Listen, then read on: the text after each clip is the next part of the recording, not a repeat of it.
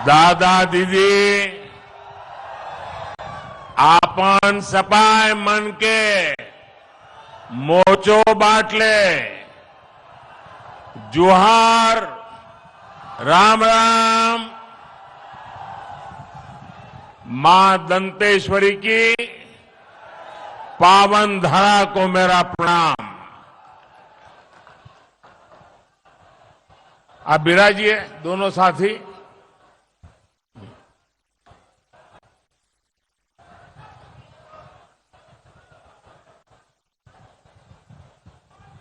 आज मैं हमारे बहुत पुराने साथी बलिराम कश्यप जी की जन्मस्थली कर्मस्थली और जब यहां आऊं तो पुरानी यादें ताजा होना बहुत स्वाभाविक है। शायद यहां का कोई क्षेत्र ऐसा नहीं होगा कि मैंने और बलिराम जी ने साथ दौरा न किया हो। एक साथ हम प्रवास करते थे, संगठन के कार्य के लिए निकलते थे, तो स्वाभाविक है कि बलिराम जी ने जो तपस्या की, जो पुरुषार्थ किया, उसी का नतीजा है कि आज हम सब ने आपका इतना विश्वास प्राप्त किया है।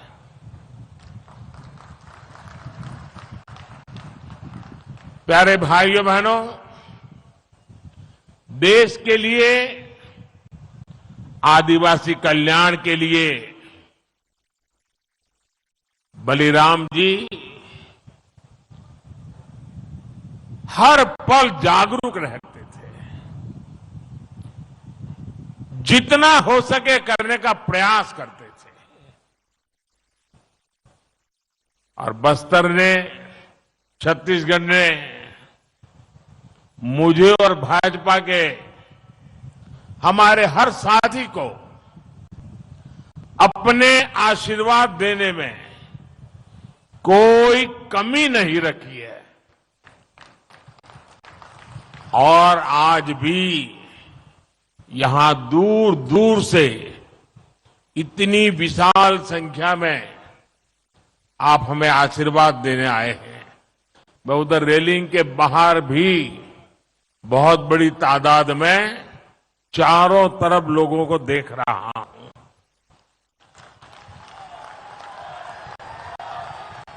आज मैं आपके बीच आया हूं। पिछले 10 साल में देश कहां से कहां पहुंचा है,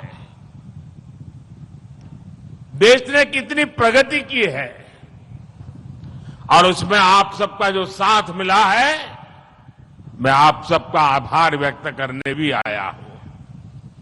आप लोगों ने यहां सिर्फ भाजपा सरकार ही नहीं बनाई, बल्कि विकसित भारत की आधारशिला भी मजबूत की है।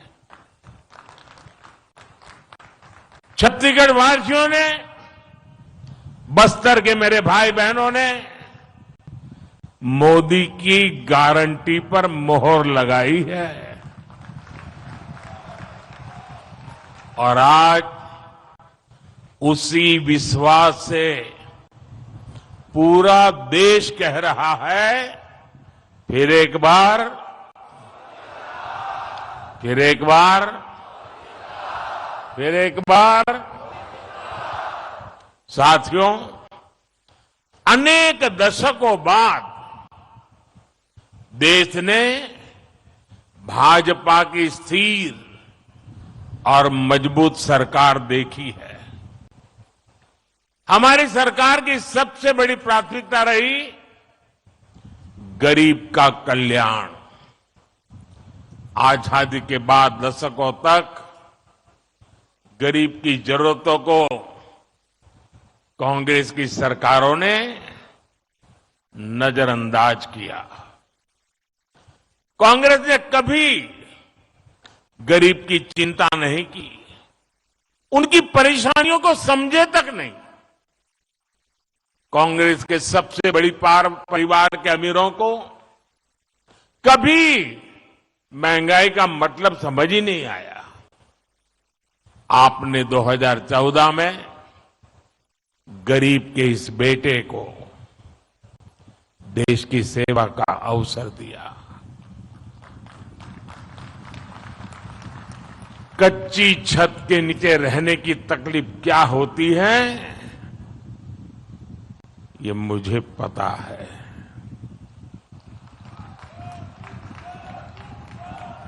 जब घर में राशन नहीं होता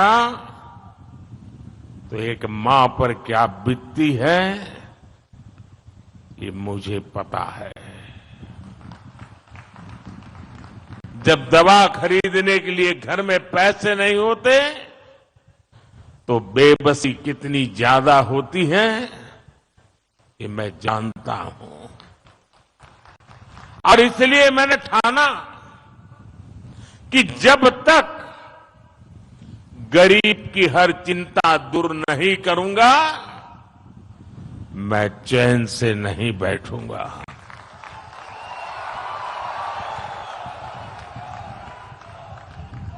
हमारी सरकार ने गरीब के लिए एक एक करके ऐसी योजनाएं बनाई, गरीब को उसका हक दिया। आज सरकार के इन प्रयासों का ही नतीजा है कि देश में 25 करोड़ से ज्यादा लोग गरीबी से बाहर निकले हैं। साथियों, गरीबों के लिए भाजपा ने कैसे काम किया, इसका बहुत बड़ा गवाह हमारा ये बस्तर है। बस्तर के बारे में तो कहा जाता है, मावा बस्तर, सोबले बस्तर।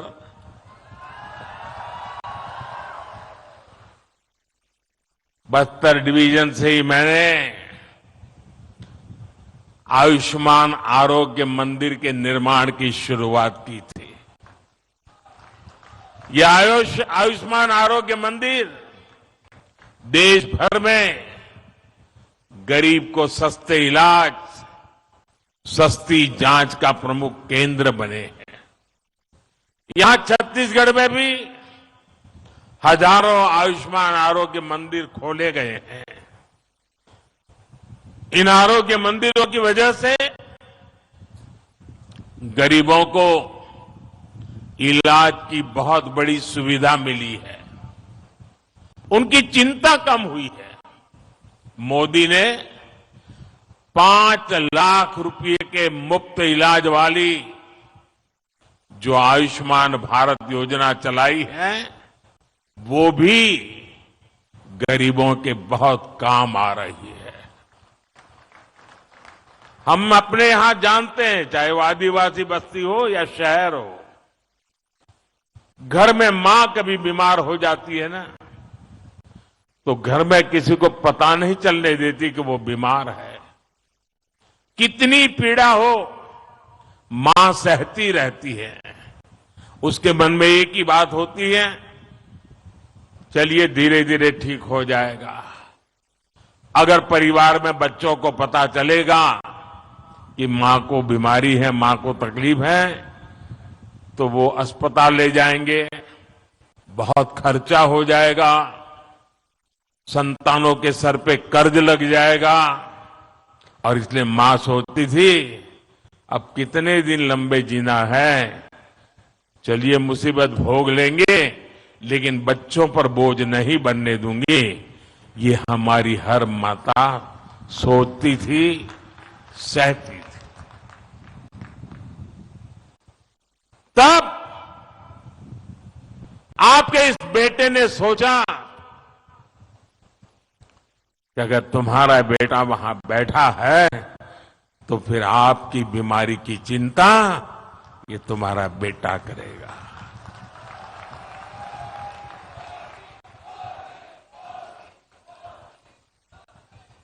देश के करोड़ों गरीबों ने इस योजना की वजह से अस्पताल में मुफ्त इलाज कराया है। इस योजना की वजह से गरीबों के 1 30,000 करोड़ रुपए से ज्यादा खर्च होने से बच गए हैं, जो उनको बीमारी के लिए खर्च करना पड़ता। मोदी ने जो 11,000 से ज्यादा जन औषधि केंद्र खोले हैं, उन पर 80% छूट के साथ दवा दी जाती है। 80% डिस्काउंट। इससे भी गरीबों के 30,000 करोड़ रुपए दवाई खरीदने में जो खर्च होता था ना, उसमें बचत हो गई है। इसलिए ही आज देश का गरीब कह रहा है, खर्च कम कराए, बचत बढ़ाए, बार बार, फिर एक बार, बचत बढ़ाए बार बार, फिर एक बार। साथियों, दुनिया में 10 साल का सबसे बड़ा महासंकट आया, कोरोना, कोविड। लोग कहते थे, भारत कैसे बचेगा, भारत के गरीबों का क्या होगा। कांग्रेस के अमीरों की सरकार के समय देश में बीमारी का टीका आने में दशकों लग जाते थे। मोदी ने कहा कि मैं अपने देश के हर गरीब के साथ खड़ा हूं। मैं गरीबों को मुफ्त वैक्सीन भी दूंगा, मैं गरीबों को मुफ्त राशन भी दूंगा। ऐसे समय में जब दूसरे देशों में कोरोना का एक एक टीका हजारों रुपये में लग रहा था, मोदी ने आपको मुफ्त टीका लगवाया। ऐसे समय में जब दूसरे देशों में खाने के लिए हाहाकार मचा था, मोदी ने अपने गरीब भाई बहनों के लिए मुफ्त राशन की दुकान खुलवा दी। मुफ्त राशन, मुफ्त वैक्सीनेशन पर मोदी ने 4 लाख करोड़ रुपए से ज्यादा खर्च किए। और इतना ही नहीं, मुफ्त राशन की योजना को मोदी ने अगले 5 साल तक और बढ़ा दिया है। आने वाले 5 साल भी मोदी ये मुफ्त राशन की सेवा करता रहेगा। और इसके कारण गरीब का ये पैसा बच रहा है। और जब पैसा बचता है तो जिंदगी के कई सारे सपने पूरे करने को काम आता है। और इसलिए आज हर कोई कह रहा है कि मोदी के कारण, उनकी योजनाओं ने खर्च कम कराए, बचत बढ़ाए बार बार, फिर एक बार। साथियों, कांग्रेस की सरकार के समय भ्रष्टाचार ही देश की पहचान बन गई थी। और भ्रष्टाचार से अगर सबसे ज्यादा नुकसान किसी का होता है तो गरीब का नुकसान होता है। भ्रष्टाचार गरीब का हक मारता है। 2014 से पहले लाखों करोड़ रुपए के घोटाले होते थे। कांग्रेस की सरकार में दिल्ली से 1 रुपया निकलता था और सिर्फ 15 पैसा गांव तक पहुंचता था। और ये मैं नहीं कह रहा हूं, कांग्रेस के ही प्रधानमंत्री ने कहा था कि दिल्ली से हम 1 रुपया भेजते हैं, 15 पैसा ही पहुंचता है। अरे भाई बताओ ना, वो कौन पंजा था जो 85 पैसे मार लेता था।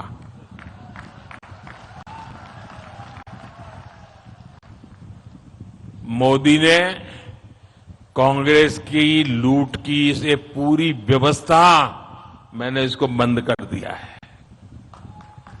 भाजपा सरकार ने अपने 10 साल में 34 लाख करोड़ रुपए, आंकड़ा याद रखिए, 34 लाख करोड़ रुपए सीधे लाभार्थियों के बैंक खाते में भेजे हैं।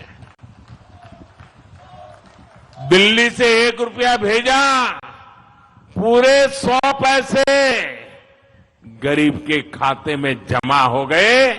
रुपया 1 भेजो 15 पहुंचे, 85 पैसा गायब हो जाए, वो जादू का खेल बंद हो गया। और जब डायरेक्ट पैसा जाता है तो एक भी पैसा कांग्रेस लूट नहीं पाई। अगर देश में कांग्रेस की सरकार होती तो ये कांग्रेस गरीबों के ये जो 34 लाख करोड़ है ना, और राजीव गांधी वाला अगर मैं हिसाब लगाऊं तो 28 लाख करोड़ रुपए लूट लेते। 34 लाख करोड़ में से 28 लाख करोड़ गायब हो जाते। आजादी के बाद से कांग्रेस समझती थी कि उसे देश को लूटने का लाइसेंस मिला हुआ है। 2014 में सरकार में आने के बाद मोदी ने कांग्रेस की लूट का लाइसेंस ही कैंसिल कर दिया है। और मोदी ये लाइसेंस इसलिए कैंसिल कर पाया क्योंकि आपने मोदी को लाइसेंस दिया था।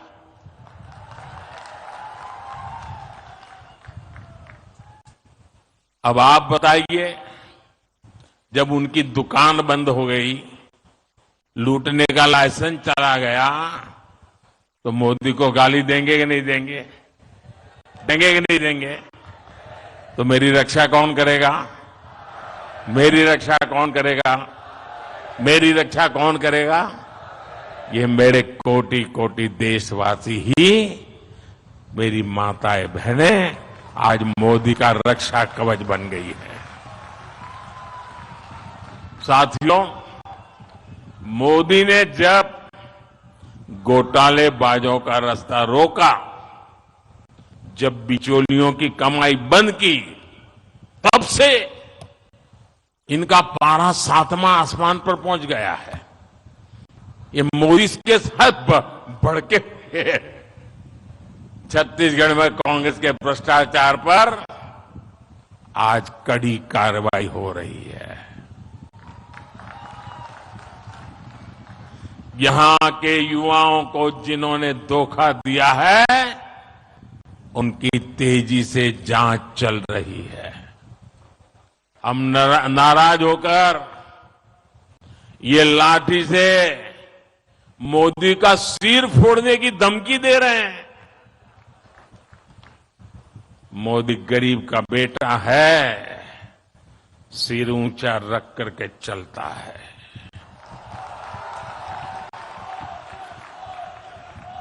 मोदी इनकी धमकियों से डरने वाला नहीं है।